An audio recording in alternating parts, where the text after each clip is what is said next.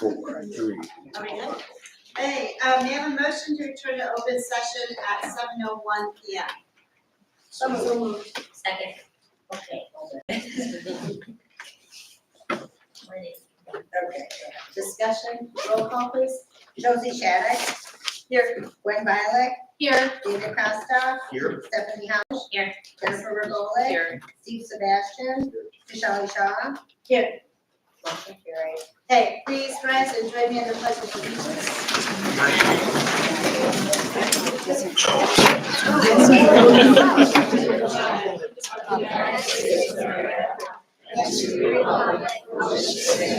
One nation, under God, indivisible, with liberty and justice for all.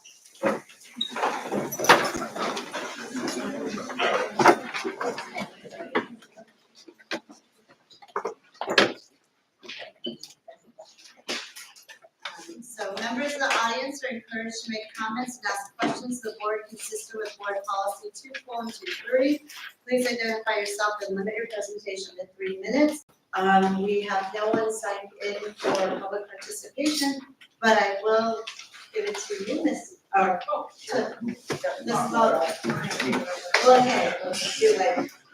So we've invited Mr. Fryland and many of our band members here tonight because over the last, really the course of the school year, but really highlighted in the month of January, were some pretty phenomenal opportunities that our band and our band students got to participate in. So Mr. Fryland is going to highlight those for us tonight. Yeah, so thank you for the opportunity to be here this evening. I just want to highlight 2 of the big events that we had in January that we've been doing a lot of preparation for during this school year. Those 2 events were the Jazz Education Network Conference that our jazz band 1 was invited to perform at in New Orleans, Louisiana, and the second one is the Illinois Music Education Conference in Peoria that our advanced band was invited to perform at. Those 2 events are pretty major milestones for any band program to be invited to, and it's especially sweet for our band program to be invited to these programs because we're a tiny little school district. As we all know, it's one school district, pre-K, all the way through 8 with, I don't know, 800, 900 something students, right? Yeah. So you compare that to all the large districts just in our immediate vicinity, and you can think of them as double, triple the size as far as how many kids they have per class. And when we're applying for these types of events, there isn't like a junior high, middle school class 1A, 2A, 3A, 4A, anything like that. It is a blind audition process where I submit recordings, and we are just in the junior high, middle school category. So it's our size school, unknown to the adjudicators who are listening to that, compared to any other size middle school and junior high, as long as it's grades 6 through 8. For these opportunities. And so we were fortunate enough with our jazz band to be selected as the only junior high jazz band in the entire country selected to be a featured performance at the jazz.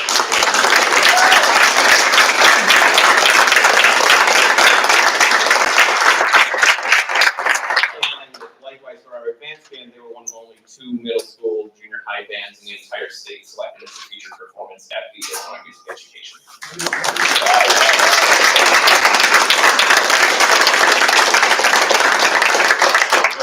Not every student and parent that represents those ensembles here tonight, because not everybody was able to make it. But obviously, it requires a lot of time, commitment, and dedication from the students to be able to make these events happen. And it's not simply just being invited to go to those events. That's like the big thing. That's just step 1. There's all the time, rehearsal, and taking thoughts on things that is required to get us to be able to play and perform at the level that's expected of a group that performs at these events. So it was a really big honor for us to be able to be there. We got some really positive commentary, a couple highlights from named people, I guess, or highly named people, I guess.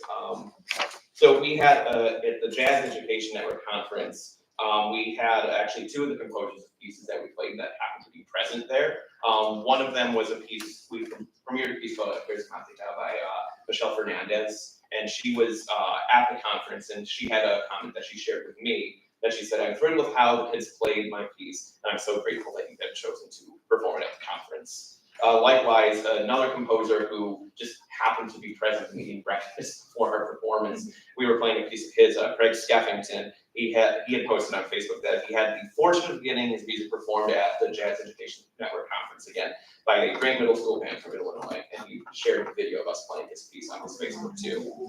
And then for advanced band at the Illinois Music Education Conference, we had commissioned and premiered a piece by composer Todd Stalter. He's an Illinois native from Eureka, Illinois. If you don't know where Eureka, Illinois is, it's kind of near Washington, Illinois. If you don't know where Washington is, that's near Peoria. Eureka is best known for Ben Zobrist with the Chicago Cubs. He went there. He lived there, I don't know, born there, something like that. So Todd Stalter shared with me via email, and I had shared this with the students on the remind message system that we have. Congratulations on an excellent concert today, and much appreciation for you, to you and your students for your preparation on the piece of music on the tear that we premiered. I was very happy with how it sounds in real life, and I've shared with a couple of them the electronic version of it that was created on the computer for us to kind of understand how it was. I avoided showing them beforehand. Some of them still need to hear it. And received many exciting comments from colleagues about the piece and your performance of it. I saw some of your kids in the exhibit hall later in the morning, congratulated them in person. You have some great students. And I think that is very true. We have wonderful students. And really, I think the biggest point for me and they is that they're just all wonderful kids to work with. They put a lot of time, effort, dedication, and there are all sorts of skills that we learn in band that are just applicable to all parts of life. And these are just kind of the rewards that we reap when you apply all of these things and work hard and are dedicated and work together and keep your butts kicking. So thank you again for allowing me to just kind of highlight these two major events. They're very prestigious events, and I don't think I would be overstepping to say that they're probably two of the most prestigious events that any student group at the school has ever been able to be invited to. So it's a big deal for us to be at those events, big deal for us to be able to reap the rewards of that as well. So Mr. thank Crowley, you all. Yes? the jazz band, 7th and 8th grade, 6th, 7th, and 8th grade, or just 8th grade? 6th, 7th, and 8th, mostly 7th and 8th, and 2 6th graders. And how many solo students are there? 18. In the advanced band? 35 kids, 5th, 6th, 7th, 8th, 2 5th graders, and then mostly 6th or 8th, kind of evenly split throughout that. Lofty standards for future years. Way to go.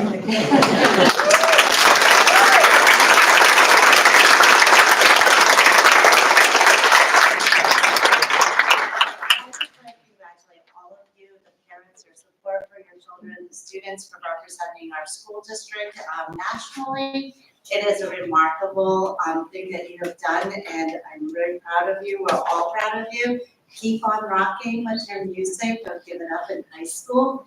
My children played in the band, and they're honored to have Mr. Prairie. And so thank you again for everything you do, and congratulations on your accomplishments. If you were one of those students who was on one of those events, would you please stand? That'd be awesome.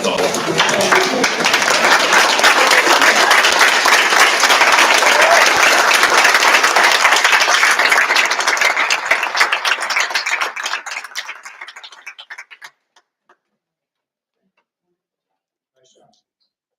All right, I think we're good. Thank you, Mr. Crowley. You can stay for the rest of the meeting. Yeah, you can stay and listen to us, or you can grab a brownie. You can grab a brownie after you listen to us, or you can just grab one and then we'll let you go and do homework. And then follow me over here so I can take a picture of the children. All right, who doesn't want their brownie?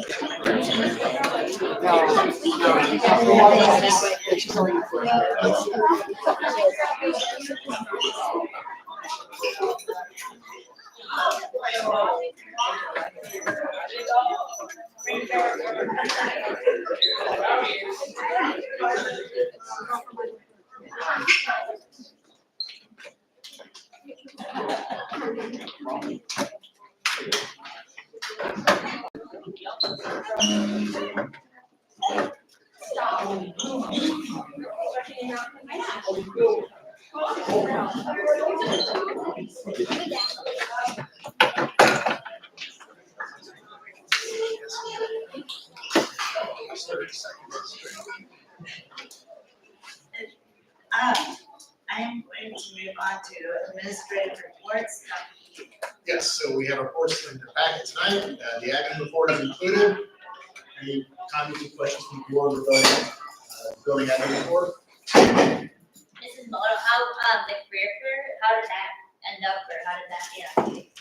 Sid told me a little bit about it, but she wasn't very descriptive, so I'm just wondering how that went. It was a very highly energized event. We probably had about 30 professionals represented in the junior high gym. And we had a lot of positive feedback both from the students and from, all the teaching staff too. So it's definitely something I think we want to continue to pursue in the future, but certainly, a well planned, but also a lot of work went into making that happen. So again, everybody who participated, thank you so much for giving up your work day to be there, and that's something we'll continue in the future. I saw Steve's picture. Yeah. And Jen, Yep, yeah, awesome. So in my part of my report, we have the feedback from the strategic plan that we posted in January. So I know that it's the blue and red doc's 8 pages long, a lot of information to read there. I wanted you to have the raw data. There were a total of 26 respondents. Not all of them responded to each of the questions we put out on our plan, but they are listed for you just as they appear with just one small exception. There were a couple of specific comments that mentioned either a name of an employee or a name of a student. They had to redact those. Everything else, you receiving it as it was written. And my question to you, since the plan as written is your plan, how do you want to proceed looking at the community feedback? You have 2 options, as I see it, 3 options. Option 1 would be the full board together at some point in time in the near future and take a look at the plan and all the feedback that you have from the community. That's option 1. Option 2 would be the subset of the board. I believe we had 2 board members that sort of helped refine some of the language after we met back in October. You have the subset of the board, take a look at all the feedback and make suggestions for recommendations for the future. Or option 3, do nothing. Those are your choices.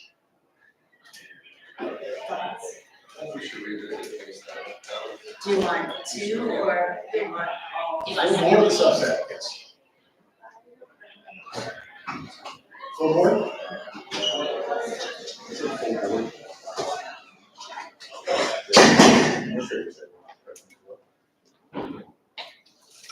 Awesome. We can do that. Could we do it like before a board meeting, just for an hour, if we all can do it? I'm sure we can do that. Not a Saturday, so like maybe before the March board meeting that evening. Do that. Martha, Nicole, you're free. Yeah. Okay. All right, that's what we'll do. We'll set that for next month. I believe that's the 19th.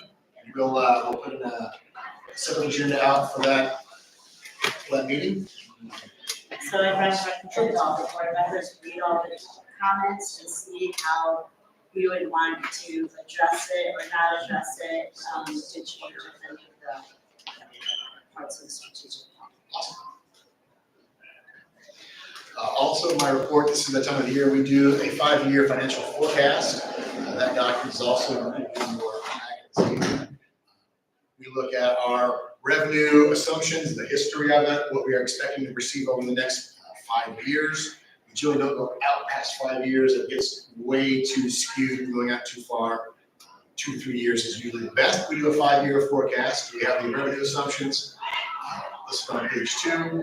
We have the expenditure assumptions that include our current contracts, the current health benefits. Other expenditures usually are based on CPI, and that number, which is an unknown, but we have an average over the last 10 years of about 2.4, 2.5. We have other assumptions, meaning that there's not going to be any change to PTEL. We're in the middle of our master facility plan right now with 2B.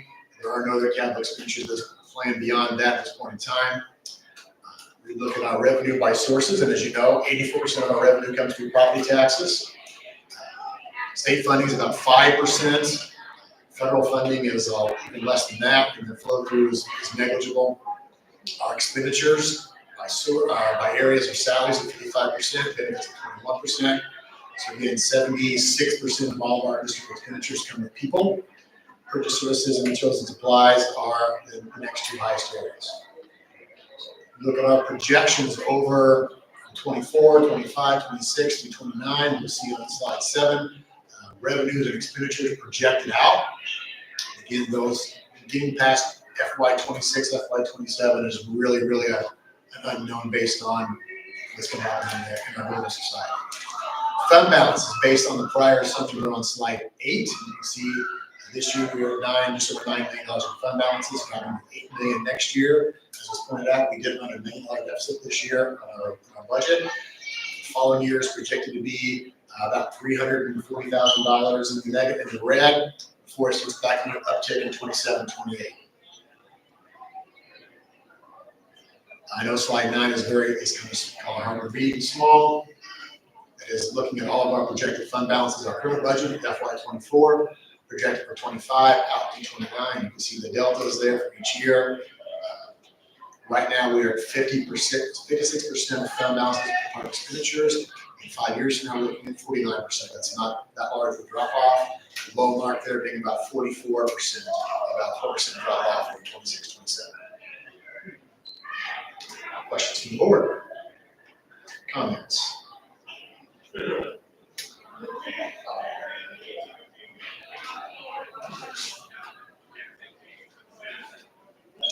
As you know, our current collective bargaining agreements, the teacher's contract ends in 26, so we have kind of put some projections in there for 27, 28, 29. Those are absolute shots in the dark right now, based on everything historically. So that could go up or down based on who we are in the contract in the future.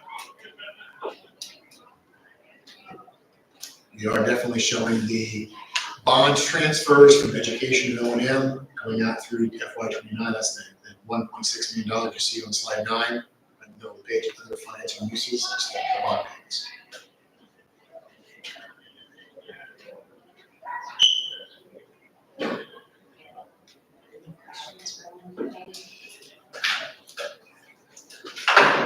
Why does the surplus and exit change to 27? Timing of things, building project, we should be totally wrapped up. We also assume attrition of some staff. We know we're going to retire in the next couple of years, so that shows higher salaries going off and smaller salaries coming on. Make up for that.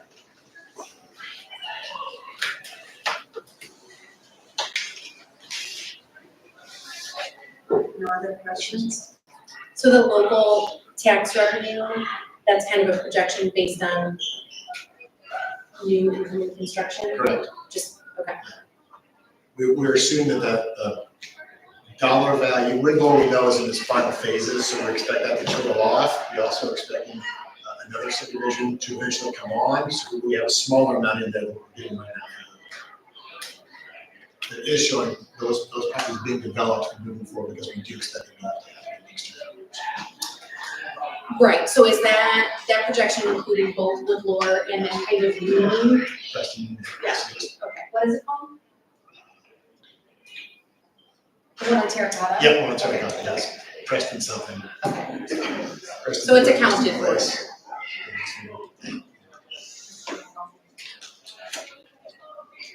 And what years is the terracotta development? We're putting that in something in 27. 27.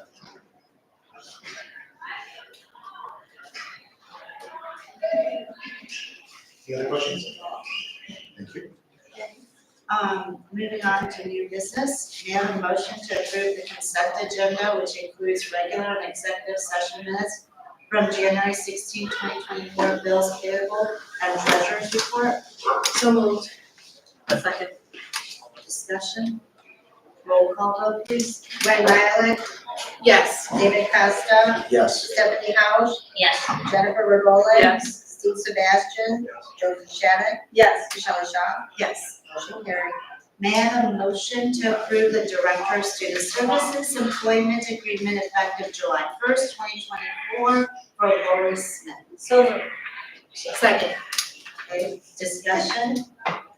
Roll call vote, please. David Costa, Yes. Stephanie Howard, Yes. Jennifer Revoli. Yes. Steve Sebastian, Yes. Josie Shattuck, Yes. Gwen Violet, Yes. Michelle Shaw. Yes. Motion carried. Congratulations. I'm sure she got a speech prepared. Next time, I do, next time. Thank you very much. I'm very, very grateful for this opportunity. It's been great. Well, welcome to our family. Okay, may I have a motion to approve a separation agreement with teacher Sarah Wyman? So moved. Discussion? Oh, sorry. Discussion? Roll call vote, please. Stephanie Howard, Yes. Jennifer Revoli, Yes. Steve Sebastian, Josie Shattuck, Yes. Gwen Violet, Yes. David Costa, Yes. Michelle Shaw. Yes. Motion carried. Okay, may I have a motion to approve student fees and facility rental rates for 2024-2025 school year? So moved. Second. Discussion. May I interject here? So last year at this time, we had a discussion and the board made the decision to eliminate student fees. So we've carried that forward this year. There'll be no student fees with the exception of lunch price. We waived the lunch price as part of the federal reimbursement program there.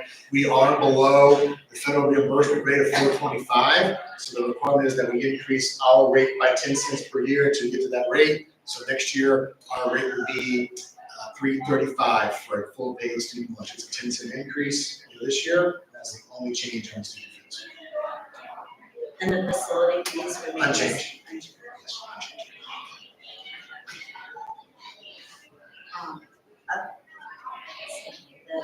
Roll call vote, please. Jennifer Revoli, Yes. Steve Sebastian, Yes. Josie Shattuck, Yes. Gwen Violet, Yes. David Costa, Yes. Stephanie Howard, Yes. Michelle Shaw. Yes. Motion carried. May I have a motion to adjourn at 7:23 p.m.? So moved. Second. Discussion, all in favor say aye. Aye. Any opposed? Motion carried. Thank you.